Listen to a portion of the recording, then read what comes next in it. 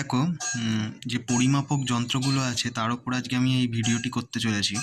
দেখো, বায়ুর গতির পরিমাপক যন্ত্র কি? অ্যানিমোমিটার।